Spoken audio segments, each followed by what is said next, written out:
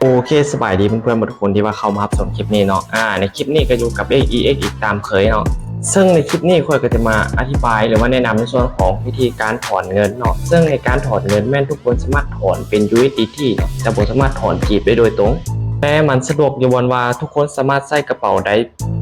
ถอนก็ได้เนาะกระเป๋าบอกว่าจะเป็นกระเป๋าของหมู่เพื่อนหรือว่ากระเป๋าของคนที่ว่ารับเติมหรือว่ารับซื้อขายเหรียญเลยเนาะหรือว่าใครมีกระเป๋าเองก็สามารถถอนเข้าโดยตรงได้เนาะแต่ว่าต้องเป็นเครือข่ายของ TRC Sound เท่านั้นเนาะหรือว่าเครือข่ายของทรอนเนาะทุกคนเนาะ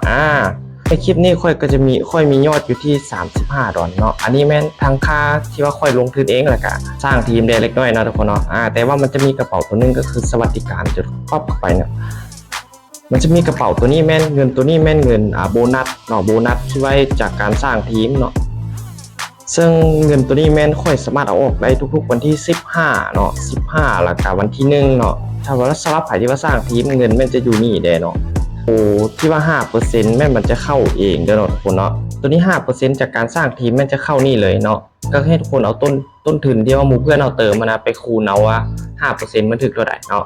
โอเคเดี๋ยวค่อยจะไปถอนให้ทุกคนได้เบิ่งเลยคือค่อยจะถอนอยู่ที่35 USDT เนาะทุกคนเนาะซึ่งในการถอนมันเสียที่คนจะถอนทุกคนก็ต้องไป KYC ให้มัน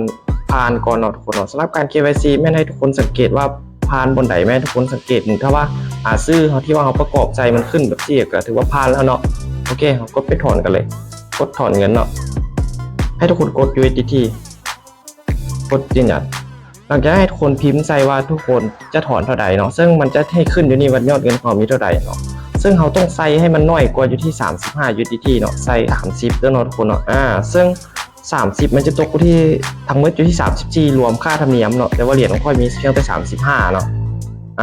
ซึ่งในการถอนเราจะบ่สามารถใส่ตัวเศษได้ถ้าว่า30ก็คือ30 40ก็คือ40เนาะทุกคนเนาะ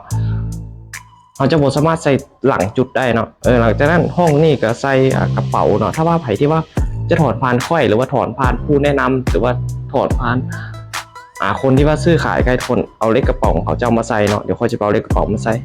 เอาเลขกระเป๋ามาวางใส่ให้คนกดคืนเบิ่งเนาะเลขกระเป๋าแล้วก็ยอดเงินจำนวนที่จะถอนเนาะหลังจากนั้นเราก็กดเบิ่งโอเคจะกดถอนไปเลยจากกดถอนไปแล้วยอดเงินของค่อยก็จะลดลงเนาะแล้วเอาไปเบิ่งการถอนเงินเนาะเอาไปเบิ่งประวัติแล้วมันจะขึ้นแบบที่ให้มาเนาะมันกำลังชำระที่30 USDT เนาะเงินตัวจริงที่ว่าจะเข้าในกระเป๋าของค่อยก็คือ30 USDT เนาะ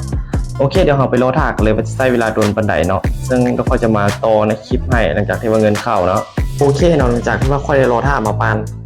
50 นาทีเนาะทุกคนเนาะมันก็แจ้งเตือนแบบที่เนาะกดยืนยันไปเลยปั๊บเนาะ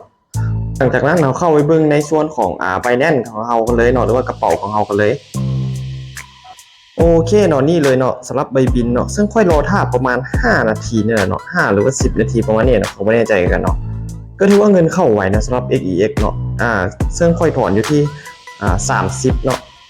30ยอดก็ได้เข้ามาที่30ตรงเลยเนาะทุกคนเนาะโอเคเนาะสำหรับ XEX ก็เป็นเว็บหนึ่งที่ว่ามาใหม่เนาะสำหรับใครที่ว่าสนใจก็ลองเข้ามาศึกษาในการเบิ่งได้เนาะ